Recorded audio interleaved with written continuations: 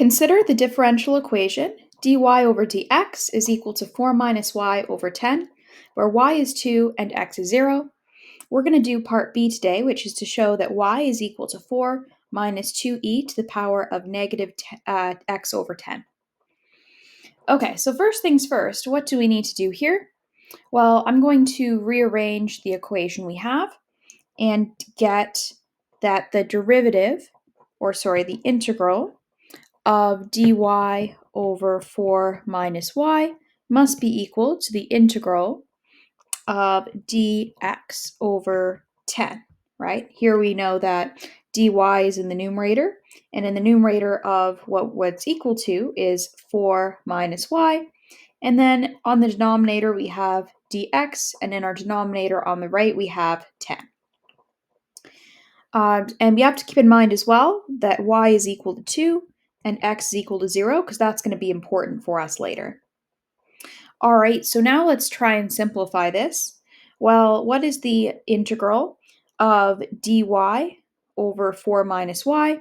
Well, that's going to be ln of 4 minus y, and then we also have to put a negative sign in front to make it negative ln of the absolute value of 4 minus y as well. Then, for this one, it's going to be x over 10, and then plus c potentially. We don't know what c is. However, we can find out what c is by plugging in y equals 2 and x equals 0. So on the side here, I'm going to do that. Negative ln of 4 minus 2 is equal to 0 over 10 plus c.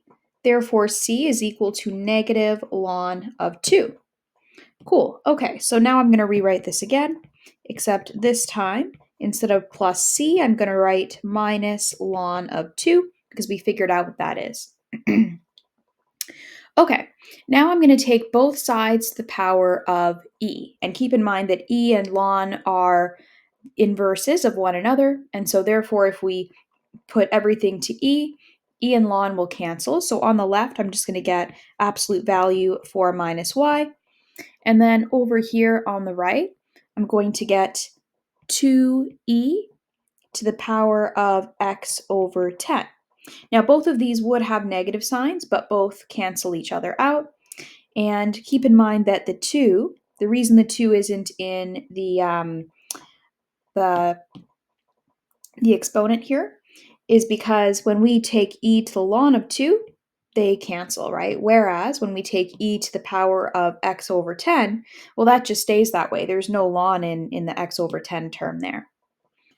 Okay, so next, if we are to take away the absolute value bars and simplify this, solving for y, we get that y is equal to 4 minus 2e to the power of negative x over 10. Oh, and my apologies, there should have been a negative in the step previously as well.